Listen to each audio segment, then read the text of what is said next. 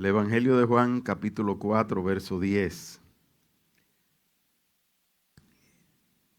Y dice, respondió Jesús y le dijo, si conocieras el don de Dios, ¿y quién es el que te dice, dame de beber?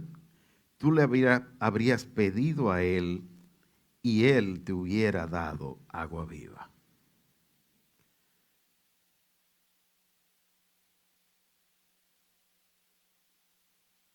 ¿Me lo puede poner en pantalla el versículo?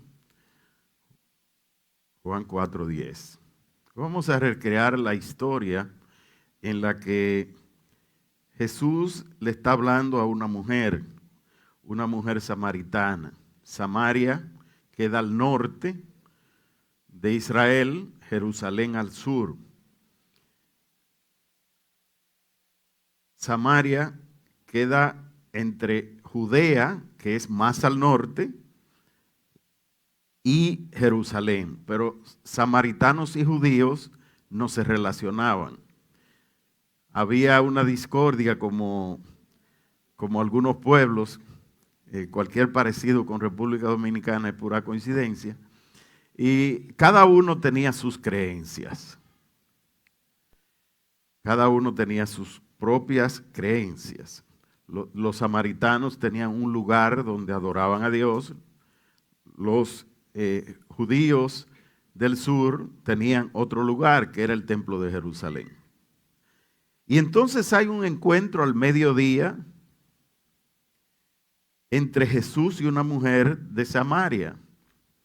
Como los israelitas no hablaban con los samaritanos, la mujer se extraña que Jesús se acerque a ella y le hable.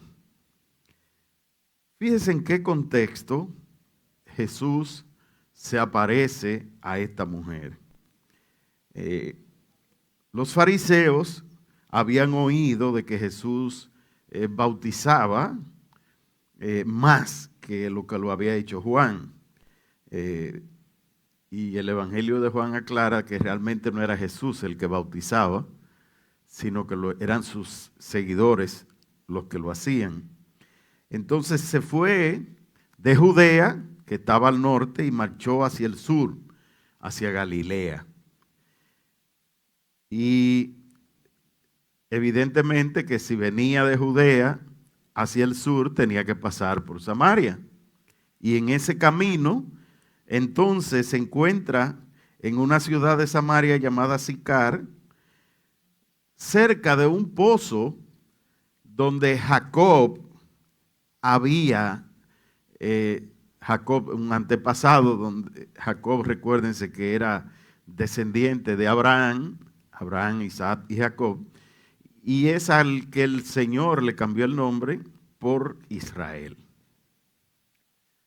Entonces, en ese pozo, que había sido el pozo donde Jacob había fundado la ciudad y de donde se alimentaban y le daban agua a los cultivos de la zona y a los ganados, y donde había prosperado grandemente Jacob, para ellos ese pozo tenía un significado espiritual especial.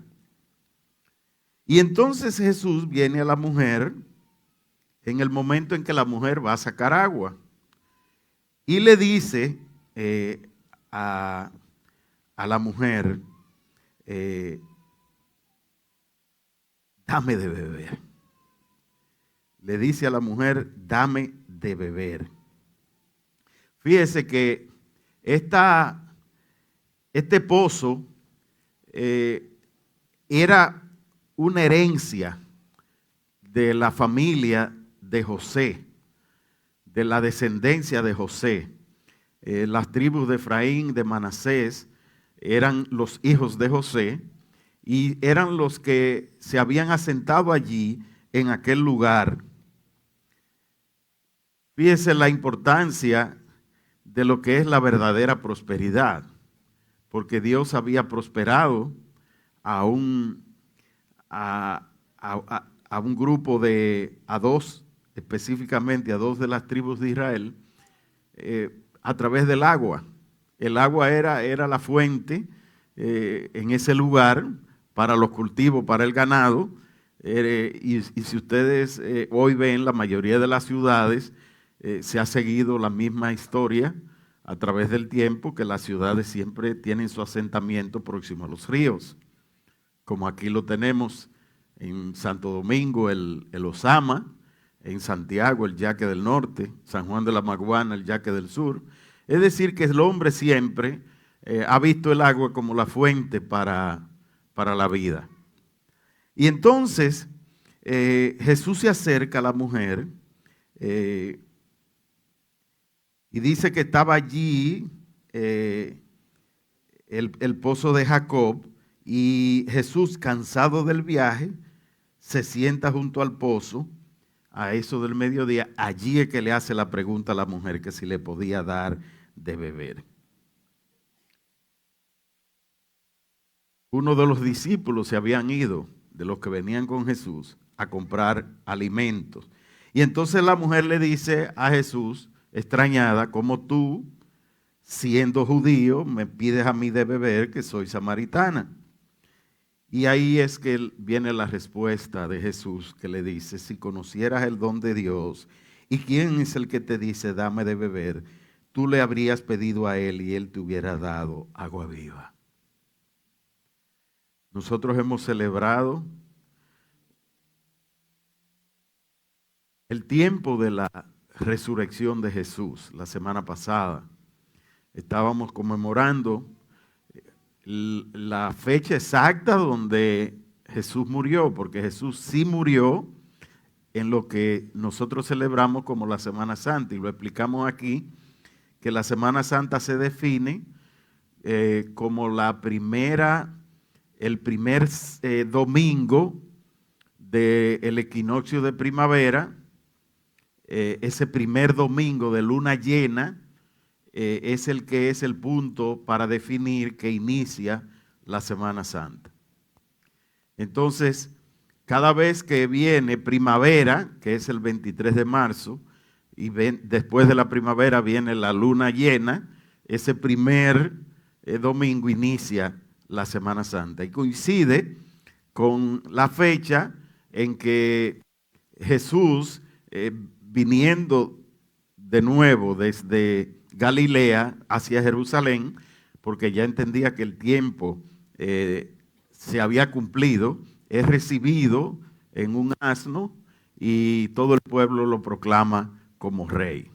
Ese mismo pueblo, una semana más tarde, es el que lo crucifica, donde Jesús toma el lugar que le correspondía a el hombre pecador, tomando nuestro lugar. Pero al tercer día resucitó, venció al pecado, venció a la muerte y nos dio vida.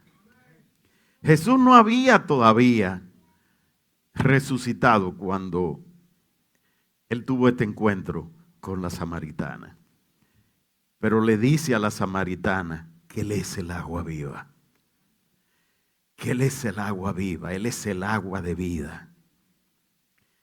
¿Y qué importancia tiene esto para esta nación en un tiempo donde la tragedia que ocurrió ha removido la conciencia de todos en nuestra nación? Y todavía, a varias semanas, ese es el tema de todos los lugares. Usted va a las plazas, usted va al banco, usted va a los trabajos, y todo lo que se escucha ahí en las noticias, excepto ahora con la muerte del Papa, que hay otras noticias también que se han añadido, pero solo se habla, el tema de nación es el accidente trágico que todos nosotros conocemos que ocurrió aquí. ¿Qué importancia tiene esto?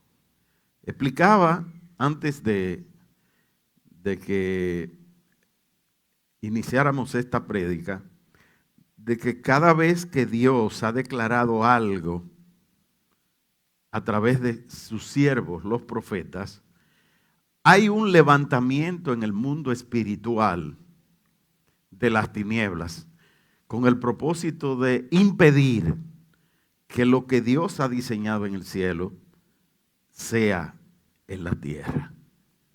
República Dominicana ha sido declarada como una nación punta de lanza para las demás naciones de América a partir del 2025. Pero veamos qué ha pasado a través de toda la historia cuando Dios anuncia algo. Si nosotros vemos cuando el hombre pecó, Dios anunció que de la simiente de la mujer, le dijo a la serpiente antigua, nacería aquel que le aplastaría la cabeza. O sea que había una palabra profética declarada por Dios y que fue escrita más de 1500 años antes que Jesús hiciera acto de presencia en la tierra. Por lo menos más de 1000 años. 1000 años antes esa palabra fue escrita, que de la simiente de la mujer nacería el que le aplastaría la cabeza, aquel que provocó el pecado del hombre, que era el diablo. ¿Y cuál fue la reacción a través de toda la historia del enemigo? Trató de matar al primogénito de Abraham. Trató de matar a los primogénitos por orden de Faraón cuando Moisés fue echado en las aguas y al final fue salvado de las aguas.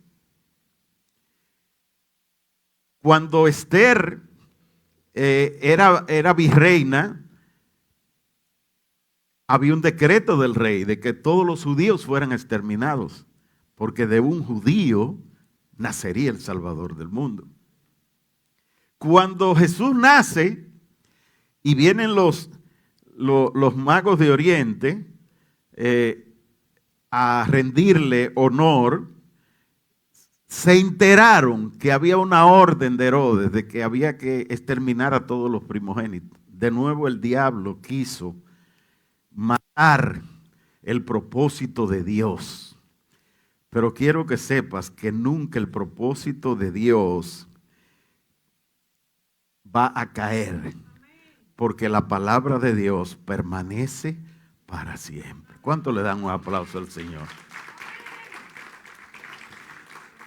Así es que la palabra para nosotros en este tiempo es de que victoria grande viene sobre República Dominicana. Ese no es el consuelo para los que están afligidos. Esa es la verdad de lo que Dios está preparando en los cielos. Hace más de 20 años atrás yo llegué a escucharlo. La palabra profética que había declarada sobre República Dominicana era que nos íbamos a convertir en una nación pequeña, pero que iba a ser reconocida en el mundo por nuestra adoración. ¿Qué ha ocurrido 20 años después? Si ustedes ven la proliferación del worship y de los adoradores de República Dominicana, desde Lily Goodman y Juan Luis Guerra, Barak ahora, Oasis Ministry, Grace, y todos los ministerios que están impactando todos los lugares de habla hispana y aún en Europa lo están haciendo. Es por este mover que se gestó en un tiempo donde había un diseño de Dios. Eso no fue mano de hombre. Eso no fue que a alguien se le ocurrió una idea, sino que fue un movimiento natural. Como lo fue el movimiento natural de adoración cuando estábamos en pandemia. Hubo canciones que se pegaron de tal manera que hasta algunos supermercados la adoptaron como de ellos. Eso no fue una planificación, eso es algo que Dios mismo provocó. ¿Y qué esperamos nosotros? ¿Y qué es lo que ha sido declarado sobre República Dominicana? Que a partir del 2025, República Dominicana va a tener un crecimiento de cosecha de almas como nunca visto en esta nación. Tú puedes ser parte de ese mover de Dios. O tú te puedes quedar con los brazos cruzados y no hacer nada. Mucha gente cree que con los brazos cruzados y no hacer nada y esperando que Dios cumpla su palabra es una forma de retar a Dios, como si ya Él lo dijo, Él lo va a hacer, no hay que hacer nada. Es Dios que lo declaró. Pero la revelación que Él nos ha dado a nosotros es que para que los propósitos de Dios se cumplan en la tierra, Dios ha establecido que un hombre y una mujer tienen que levantarse para que ese plan pueda ser ejecutado. Y ese principio que Él estableció, Él mismo obedeció a Él, porque a través de un hombre, de Jesucristo, Él nos redimió a nosotros. Él pudo habernos salvado de otra manera, pero Él estableció en su palabra que el hombre tenía dominio y autoridad sobre toda la creación. Y si nosotros vemos quién es el hombre, dice el Salmo 8, oh Señor Dios nuestro, qué admirable es tu nombre en toda la tierra. Qué admirable es tu nombre, porque cuando veo el hombre, la luna, las estrellas, el hombre que tú has formado, la luna, las estrellas y todo lo que hay, me pregunto, ¿y qué es el hombre para que de él hagas memoria? ¿Qué es el hombre para que de él te acuerdes? Y dice, lo hiciste poco inferior a los ángeles, lo coronaste de gloria y de honra. Le hiciste señorear sobre las obras de tus manos y todo lo pusiste bajo sus pies. Dios le dio autoridad al hombre. Aunque Dios es soberano, pero Él es el que pone en nosotros el querer como el hacer para que a través de un hombre los planes de Él se ejecuten aquí en la tierra. Jesús le dijo a la samaritana, si conocieras el don de Dios y quién es el que te dice dame de beber, tú le pedirías agua y Él te daría no el agua que tú esperas, sino agua viva. ¿Cómo podemos nosotros tener acceso a esa agua viva del Señor? ¿Cómo podemos nosotros tener acceso a esa agua viva del Señor? Yo quiero que vayamos a Marcos, al capítulo 16 del Evangelio de Marcos.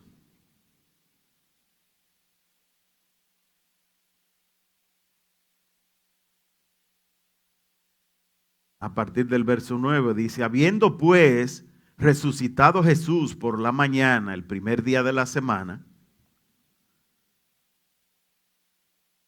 ¿qué era lo que había ocurrido con Jesús?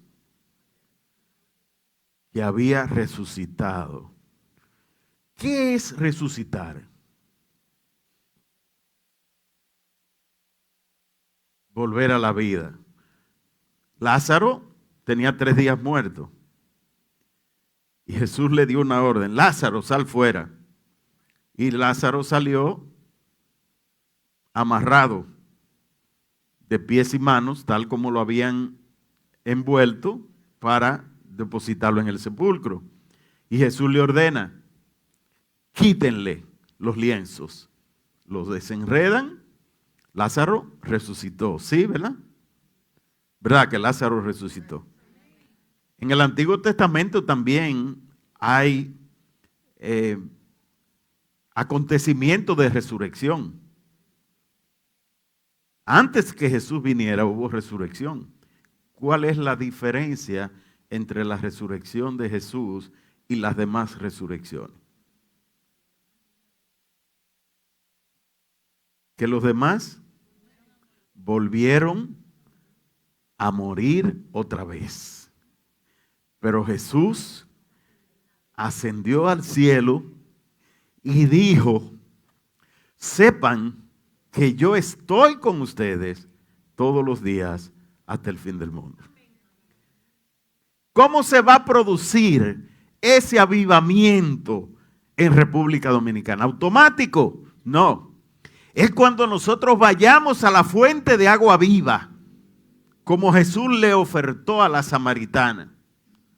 Cuando nosotros entremos en la presencia de Dios, sabe que el medio cristiano está lleno de mucha información. El ser cristiano se está poniendo de moda.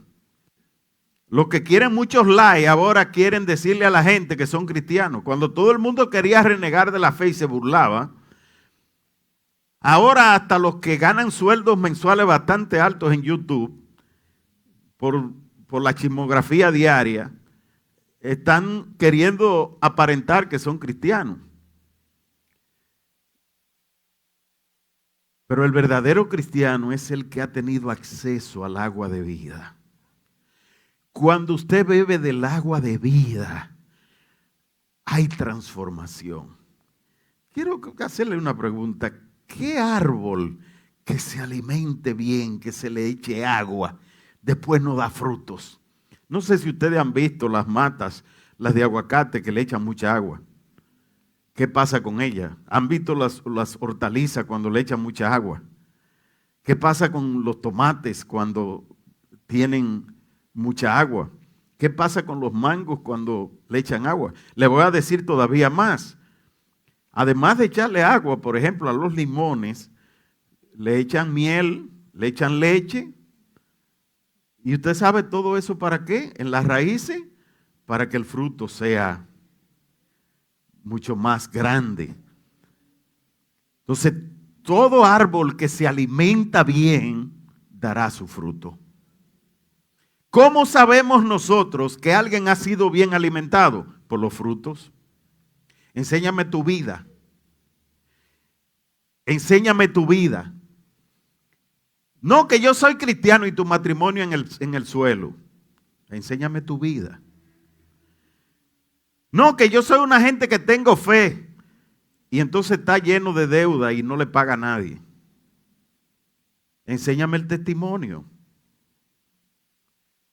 No que yo soy cristiano y proclaman a Jesús, pero entonces en medio de venta de cerveza y en medio del mundo, disfrutando del mundo, cuando Jesús le dijo, mire, ustedes van a estar en el mundo, pero ustedes no deben ser del mundo. Y hoy nosotros tenemos un cristiano ligero, suave de vivir, donde me adapto a las circunstancias, donde nos impresiona el ver un local lleno de gente, no importa que el pastor esté en pecado. El ver muchas pantallas, no importa que el pastor esté cometiendo adulterio. El ver un liderazgo de tal cantidad de gente y son almas muertas, enfermas, porque no tienen la vida de Dios adentro, porque no tienen relación, porque no tienen intimidad, porque no tienen comunión con Dios. Jesús nos llamó a ser fermento de la masa. Nosotros estamos llamados a ser los que se levantan para hacer luz en medio de la oscuridad. Nosotros tenemos que estar vigilantes, viviendo en santidad. La palabra santidad como que se ha borrado de las prédicas. Ya hoy lo que se habla es de mucha autoayuda, de cómo tú te relacionas, de cómo tú te buscas gente, de cómo tú tienes éxito conforme a criterios que son mundanos. Pero la palabra vivir para Dios, consagrado para Dios y apartado del mundo, eso ya no existe. ¿Sabe que la palabra santidad, escúcheme bien, la palabra santidad en el original tenía dos componentes. Uno era apartarse de. Apartarse de. ¿De qué nosotros nos apartamos? ¿De qué? Del pecado. ¿Y cuál es el ambiente que me lleva a mí al pecado? El mundo. Si yo estoy en una discoteca, ahí yo voy a levantar adoración y voy a llorar y me voy a inclinar y derramar perfume a los pies de Cristo.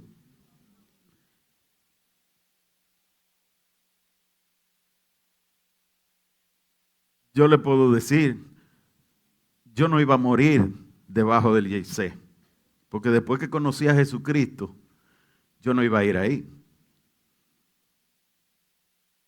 Entonces preguntémonos, no, que es cristiano y estaba ahí. Yo no iba ahí. ¿Por qué? Porque soy cristiano. Porque la palabra santidad es apartarse del mundo.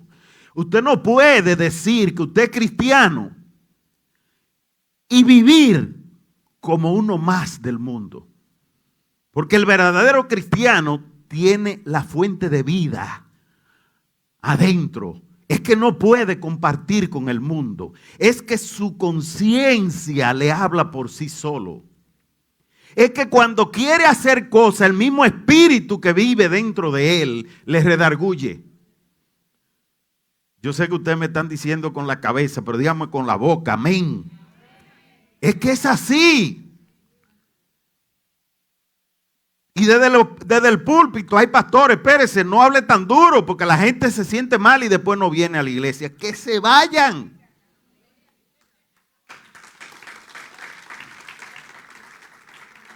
Mientras más lo dejamos viviendo de esa manera, más fácil se van. Jesús dijo, oh, dura cosa es esta. Miren, váyanse por ahí. Si ustedes quieren, ni me escuchen. Y yo no soy más grande que Jesús. Quiere decir que aunque me digan, ay, pero no hable tan duro así, que la gente después se siente mal. Jesús fue peor. Jesús le dijo, oh, la palabra que yo le estoy diciendo de que hay que morir al yo, de que tienen que negarse a sí mismos, es una palabra dura. Ustedes no están dispuestos a eso. Pues miren, ancho es el camino que llega a la perdición y estrecho el que lleva a la salvación. Si ustedes quieren, váyanse por ahí. Ahora yo quiero decirle, este es el camino. El que en mí cree tiene vida eterna. Tiene vida eterna. Los samaritanos adoraban en un lugar. Los judíos adoraban en otro lugar. Pero Jesús dijo, llegará el momento donde ya no se adorará ni en Samaria ni en Jerusalén. Porque Dios anda buscando verdaderos adoradores que le adoren en espíritu y en verdad. ¿Y cuáles son esos verdaderos adoradores a los cuales el Padre anda buscando? ¿Sabe dónde va a comenzar el verdadero avivamiento? No lo salgas a buscar en las prédicas de las iglesias. No lo salgas a buscar en las redes en base a likes. No lo salgas a buscar hacia afuera. Porque donde comienza el verdadero avivamiento es en el corazón. Es en el corazón. Es en el corazón. Y se lo voy a demostrar que es en el corazón. ¿Cuál fue la Miss Universo que el diablo le puso a Jesús al lado? ¿O la Miss Mundo? Y la palabra dice la carne es débil, pero él no le presentó ninguna Miss Universo. Él le probó ¿qué? El corazón. Y le dijo, ¿tienes hambre? O dile a esas piedras que se conviertan en pan. ¿Y qué le respondió Jesús? No solo de pan vivirá el hombre, sino de toda palabra ¿qué? Que sale ¿de qué? De la boca de Dios. Quiere decir que lo que hay en mí me dice que lo que yo digo con mi boca, nunca va a contradecir lo que Dios ha establecido. No, que yo amo mucho a mi mujer, pero usted con la boca, tú no sirves. Yo no sé por qué yo me junté contigo.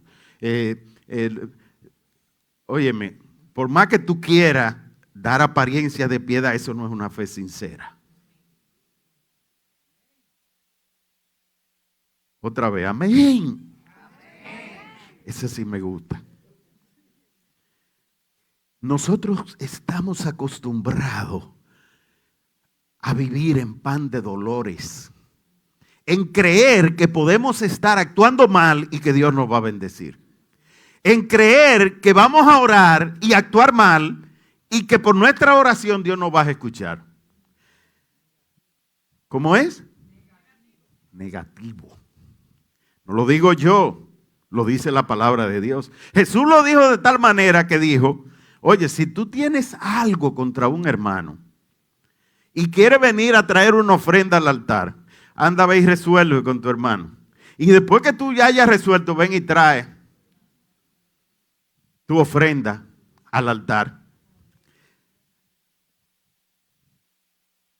Pero nosotros queremos vivir en las dos aguas. Jesús dijo, el que no está conmigo está contra mí.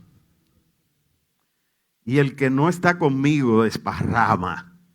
En otras palabras, si no creemos que vamos a ser exitosos, que nos va a ir bien, desobedeciendo lo que Dios dice, somos ignorantes.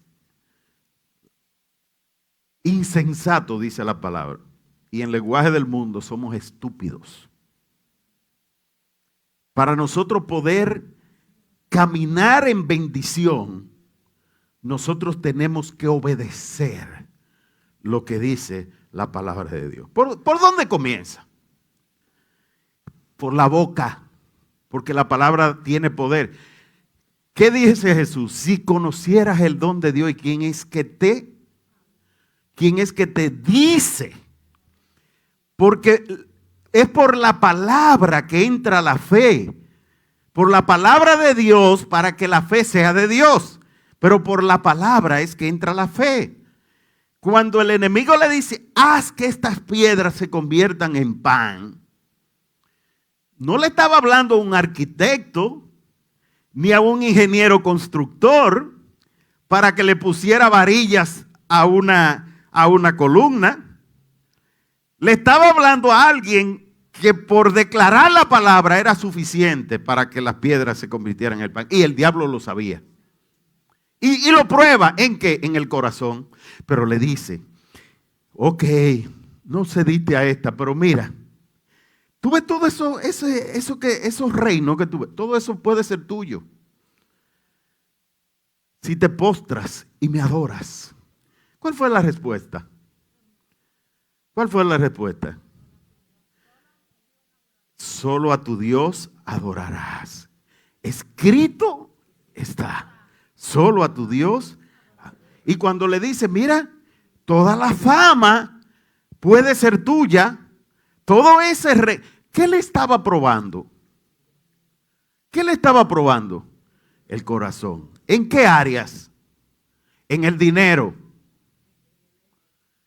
En el dinero, en el ego. En si estaba dispuesto no a sacrificarse, a seguir pasando hambre. Y no decir, no, pero espérate, déjame agarrar un pancito ahora y yo sigo el ayuno mañana. Sí. Y Jesús le dice, no, espérate, que Jesús venció al pecado. Cuando le presenta todos los reinos, le dice, óyeme, escrito está, solo a tu Dios adorará. Y vuelve y le dice, pero mira, es poder que te voy a dar. Si te postras delante de mí, me adoras, te voy a dar todo eso. ¿Y qué pasa? Que nosotros vivimos postrándonos delante del enemigo. Mira, a mí que nadie me hable. Yo he tomado una decisión, a mí nadie me hable de participar en los sacrificios que son a ídolos.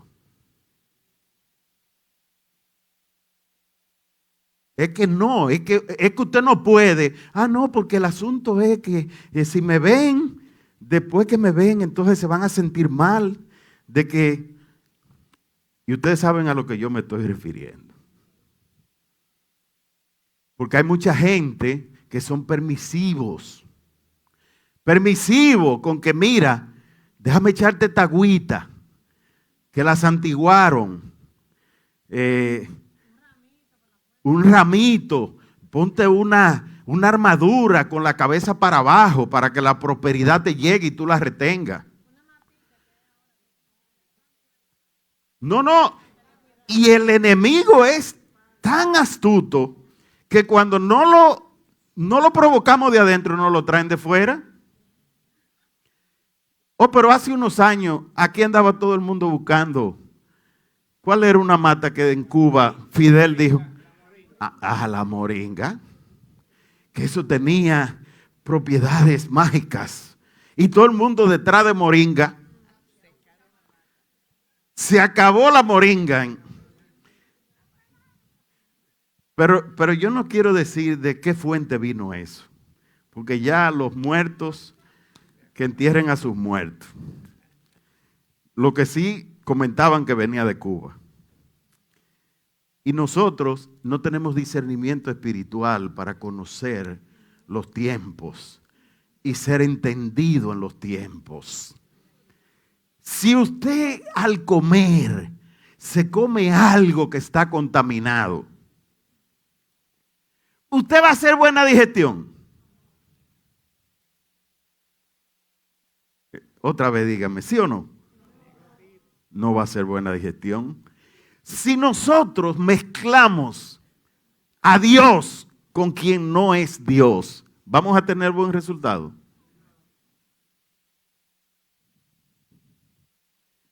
Vamos a continuar. Entonces Jesús fue probado en el dinero, así que no me midan la iglesia por la cantidad de jipetas que haya parqueada ahí afuera.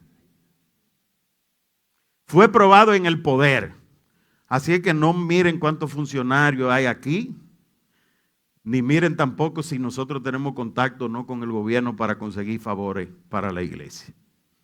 Y en la fama, así es que tampoco midan los likes en YouTube y en Instagram y en Facebook.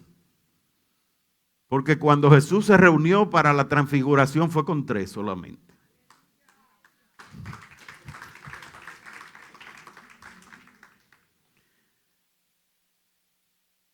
¿Y qué importancia tiene esto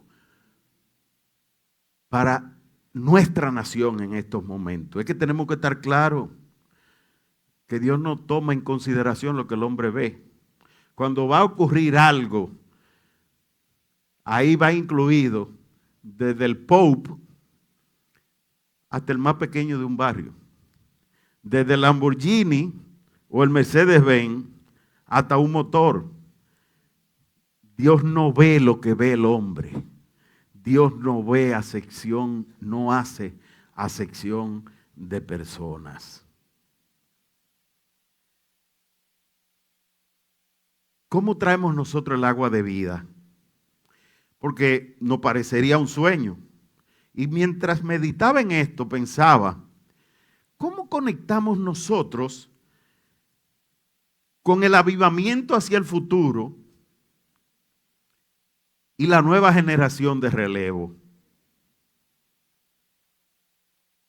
¿Por qué? Porque quizás dentro de 30 años yo no soy parte de ese avivamiento. Parte de ese avivamiento podrá ser mis hijos y mis nietos. Y quizá en el caso de ustedes también por igual. Y entonces el Señor me llevó a cómo Dios fue preparando los relevos en la Biblia. ¿Quién recibió la herencia de Elías? Eliseo. ¿Recibió una doble? Perfecto. Todo muy contento. Yo quiero ser Eliseo. Ok. ¿A quién se la transfirió Eliseo? Murió en él. ¿Qué ganas tú con ser alguien de mucho renombre si no dejas un legado? Si las próximas generaciones no reciben lo que tú hayas fundado. ¿Cómo es? Quiero hacerle esta pregunta. ¿Cómo es que el evangelio es predicado? ¿Cómo debe ser predicado el evangelio? Por testimonio. Jesús dijo, y serán mis testigos. No es por los reels, en Instagram. Eso está bien. Eso es una suma. No lo vamos, lo del Facebook, las redes, no nos oponemos, somos parte y lo promovemos, pero no nos podemos desenfocar que el evangelio se predica es por testimonio. Serán mis testigos en Jerusalén, en Samaria, en Judea y en todas las regiones de la tierra. Ya no hay samaritano, ya no hay judío, ya no hay raza, ya no hay lengua. Ya todos podemos ser uno en Cristo Jesús.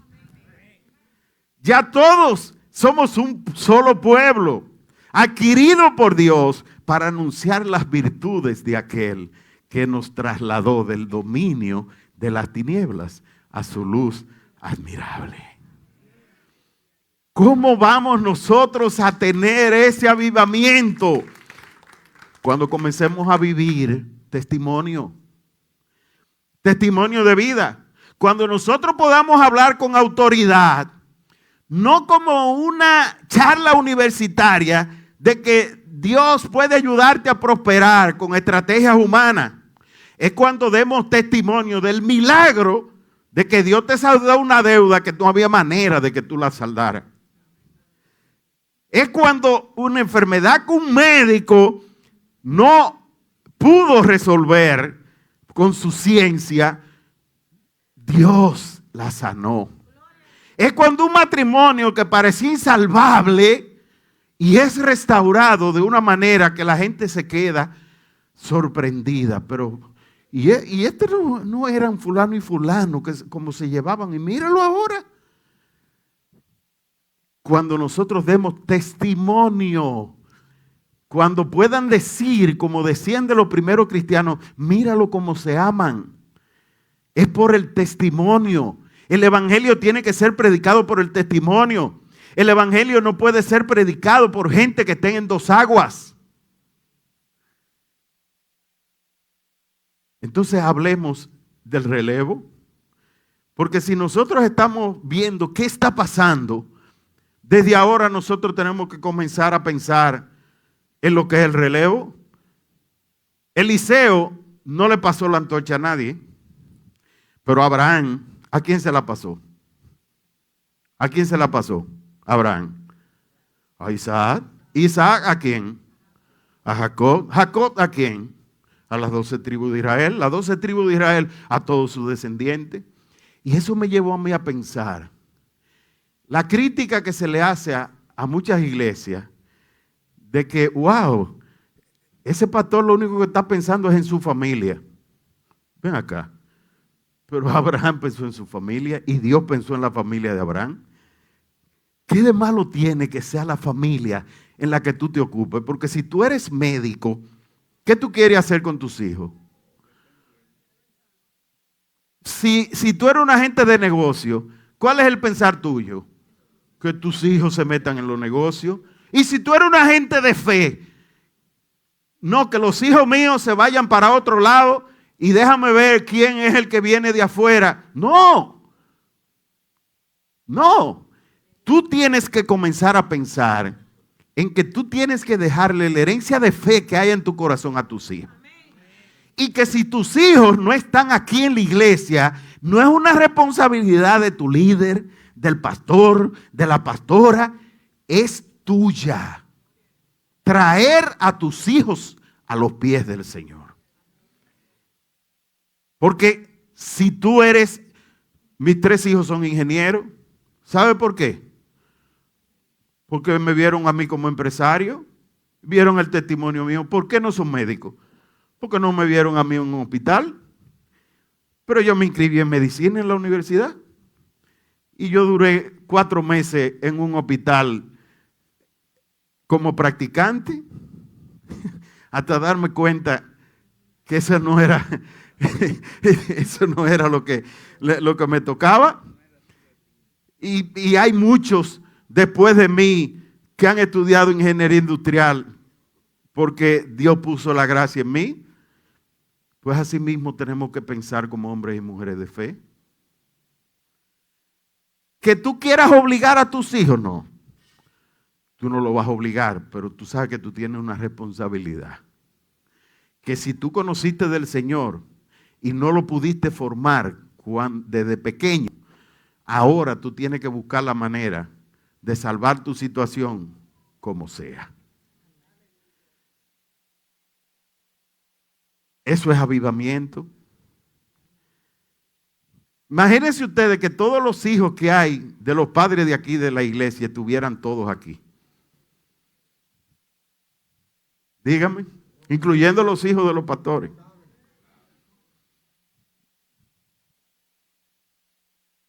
¿Cómo dice? Correcto. No, y varios cultos. Y varios cultos a la vez. Es dura esta palabra.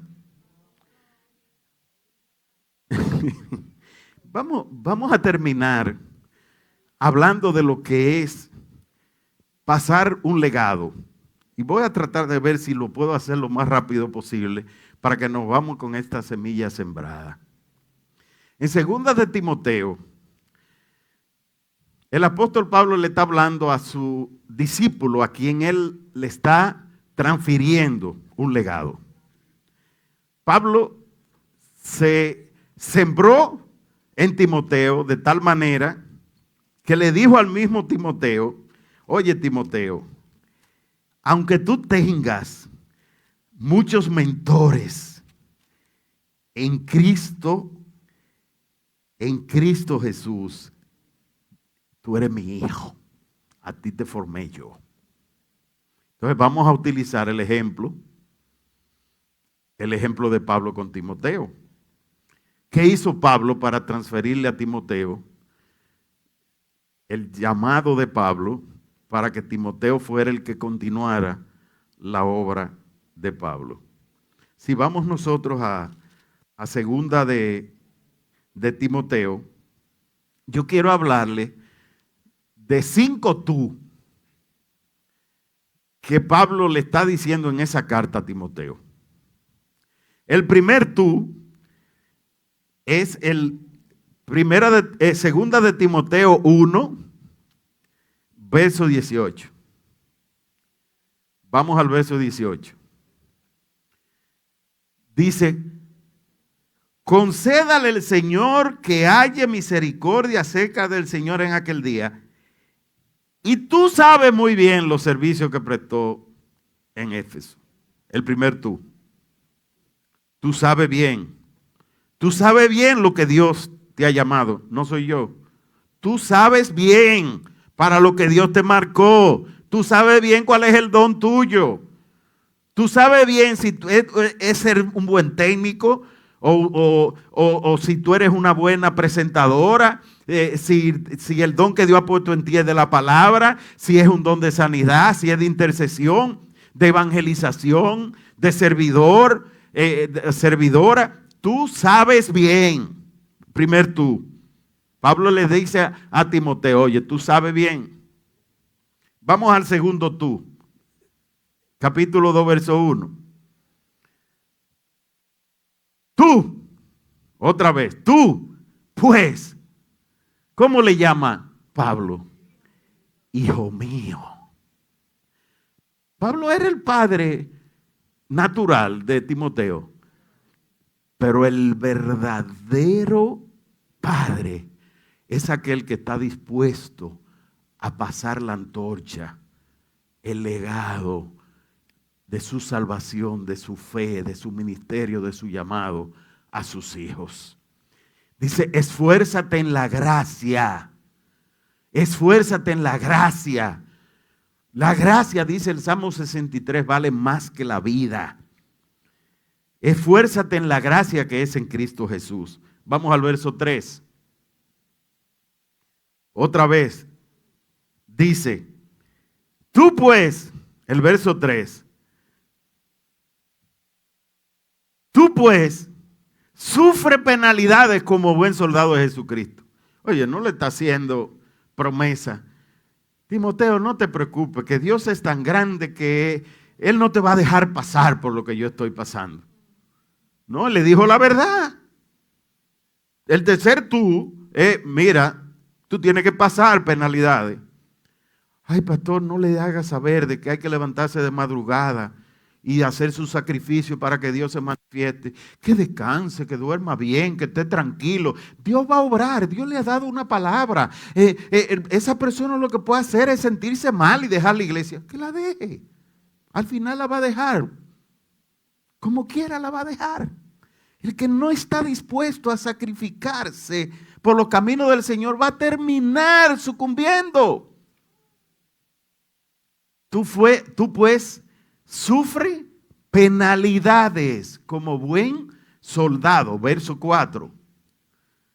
Ninguno que milita se enreda en los negocios de la vida a fin de agradar a aquel que lo tomó por soldado.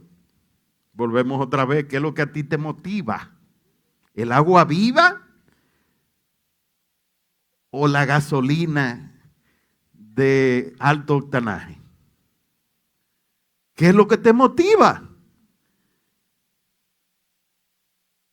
¿Qué lugar es el que te motiva? ¿La presencia de Dios o Capcana y Punta Cana? ¿Qué es lo que te motiva? ¿El agua viva o la de la playa de Puerto Plata? Tenemos que ser sinceros delante del Señor. No es que la playa de Puerto Plata sea mala. No es que Capcana sea mala. No es que Punta Cana sea mala. No es que un Mercedes-Benz sea malo. Es que no puede ser mi prioridad. Es que mi corazón no puede estar puesto en las cosas de este mundo. Es que no puedo estar jugando a Dios y al mundo. Vamos al siguiente verso, al verso 5. Y también el que lucha como atleta no es coronado, sino lucha legítimamente. Y aquí quiero hablar lo que es la lucha legítima. Vamos a pensar en una carrera de 400 metros. Esta es una carrera de 400 metros. ¿Qué es lo que se hace cuando va a comenzar la carrera? Que el que le inicia, ¿qué es lo primero que tiene que observar legítimamente? ¿Cuál es la primera regla? Que tiene que salir en el tiempo correcto. El que salió primero perdió la carrera. Ay, cuánta gente se van primero. Y usted ve que después la gente dice, pero fulano no ha crecido. ¿Y qué es lo que le ha pasado? Porque se fueron antes de tiempo de la iglesia. Creen que tienen un llamado y es posible que lo tengan. Pero se lanzaron antes a la carrera y Dios lo declaró ilegítimo. No te voy a respaldar, no te voy a ayudar, porque tú te fuiste antes de tiempo. El que va a comenzar la carrera tiene que, lo primero es salir a tiempo. Salir a tiempo. Pero además de eso, ¿qué es lo segundo? Si es una carrera de relevo. No, lo primero es asegurarse de que lleven la mano. Si me voy vacío, ¿qué le paso? Entonces, en la carrera de la vida, si tú realmente quieres que lo que Dios ha puesto en ti tenga permanencia en el tiempo, que tú puedas dejar un legado, quiere decir que tú tienes que agarrar la autoridad en las manos tuyas. Tienes que agarrar la autoridad. Primero, escuchar. Segundo, agarrar con lo que voy a traspasar. ¿Qué es lo tercero que hay que tener en cuenta en la carrera? De no tirarle zancadillas del lado. Porque si usted hace algo ilegítimo con el del lado, te descalificas. Entonces, ¿qué resulta? Que nosotros quizás hemos esperado el tiempo de Dios, que hemos tomado la autoridad, pero cuando Dios nos da la oportunidad, queremos descalificar nosotros a los demás tirándole zancadilla. ¿Y qué pasa cuando yo voy, escuché bien, voy con mi, ¿cómo que se llama esto? Báculo o la antorcha. No, porque en el caso de la carrera de 400 metros se pasa un Entonces, yo voy corriendo, voy en la mano, no estoy haciendo nada ilegal en la carrera. Tengo que, ¿qué es lo próximo? Pasarle. Y el que la pasa, ¿qué pasa si no la agarra bien? Y ganó la carrera, se descalifica. Entonces quiere decir que hay una responsabilidad en mí de transferir y de aquel que va a recibir en que lo reciba y que él continúe la obra.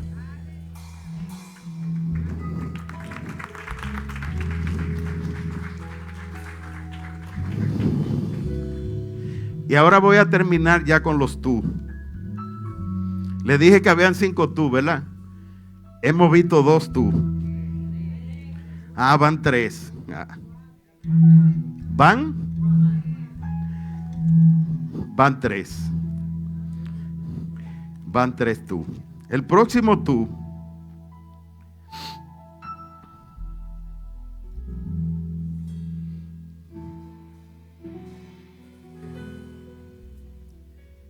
vamos a el capítulo 4, verso 5.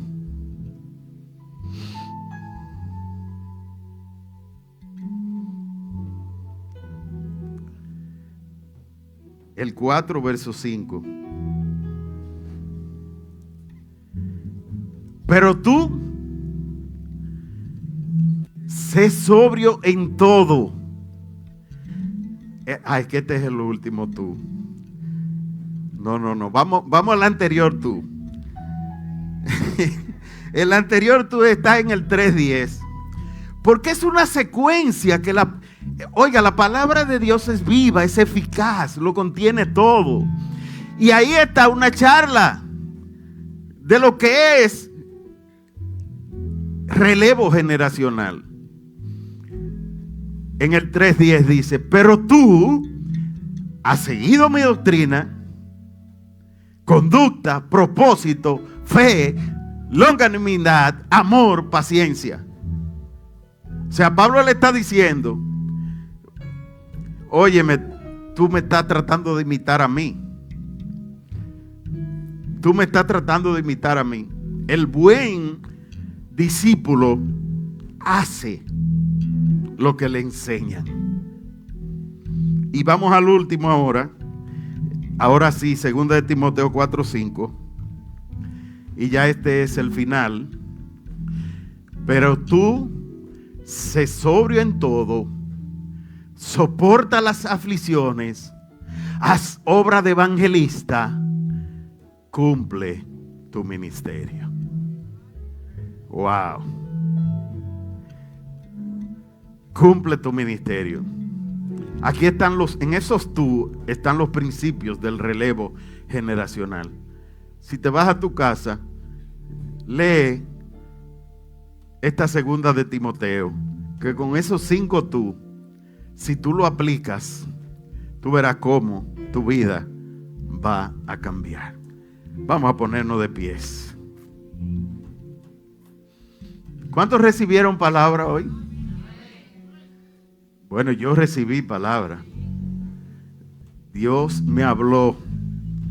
¿Cuántos quieren agua viva? ¿Sabe que el agua viva Jesús se lo ofreció a la samaritana?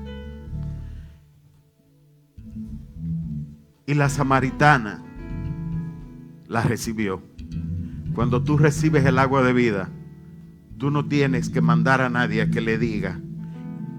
Ella misma fue y dio testimonio, porque su vida fue cambiada. Su vida fue cambiada.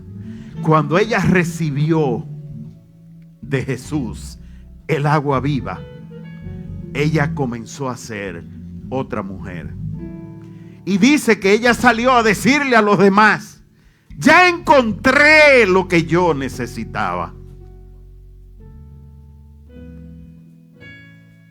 Cuando los discípulos de Maús iban en el camino, ¿quién le hablaba?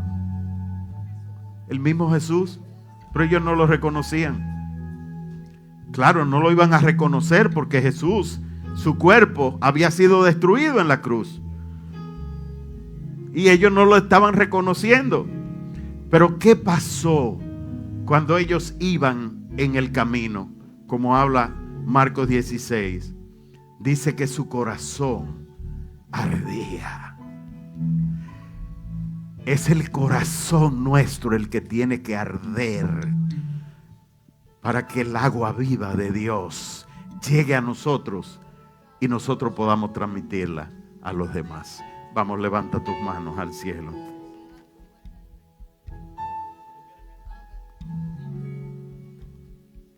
Porque tú nos diste vida, Señor, a nosotros cuando estábamos muertos en nuestros delitos y pecados. Y aunque en otro tiempo anduvimos siguiendo la corriente de este mundo, conforme al príncipe de las tinieblas, el espíritu que obra en los hijos de desobediencia, en el cual nosotros también estábamos incluidos. Nos movíamos, Señor, según el criterio del mundo, conforme a los deseos de nuestra propia carne, satisfaciendo las tendencias de la carne, los pensamientos propios de este mundo, y destinados a ser hijos de ira y de perdición, lo mismo que los demás. Tú, siendo un Dios rico en misericordia, por el gran amor con que nos amaste, aun estando nosotros muertos en nuestros delitos y pecados, nos diste vida. Y juntamente contigo nos resucitaste y nos hiciste sentar en lugares celestiales junto a ti, Señor.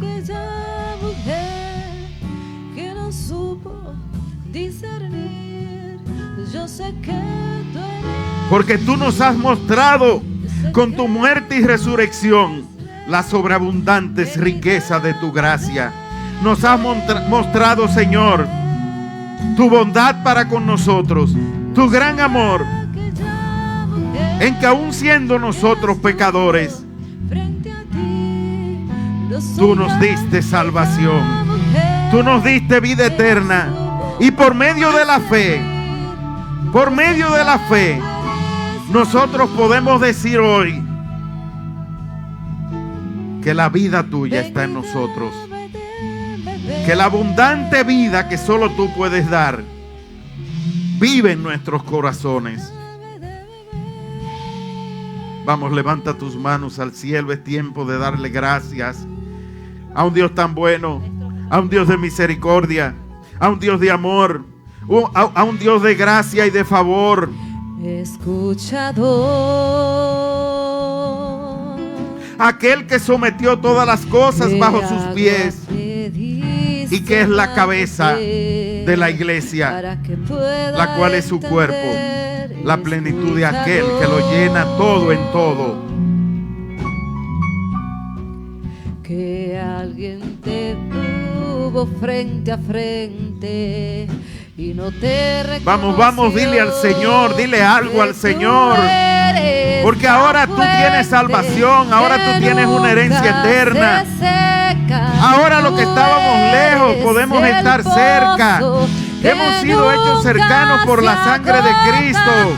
Tu agua es eterna y nunca se seca. Tú eres el Dios de Jacob. Tú eres el Dios de Jacob. No soy aquella mujer que estuvo frente a ti. No, porque venida la plenitud de los tiempos, nos enviaste a tu Hijo nacido de mujer y bajo la ley, yo sé que tú eres para redimir a los que estaban bajo la ley, a fin de que recibiésemos la adopción de hijos. Y por cuanto somos hijos, el Espíritu de Dios mora en nuestros corazones. Y hoy nosotros podemos clamar: Abba Padre, Abba Padre, Abba Padre. Hasta que el cántaro rebose. Así que ya no somos esclavos, sino hijos. Ya tenemos herencia. Por medio de Cristo hasta que el cántaro hemos recibido rebose, herencia. hasta que el cántaro rebose. Trae tu agua viva y lléname. Vamos, díselo al Señor. Dile al Señor que llene tu cántaro. Que llene tu cántaro. Que el vacío que hay en tu corazón, Él venga y lo llene. Él es el único que puede dar plenitud de vida. Plenitud de vida, plenitud de vida. Hasta que el cántaro rebose.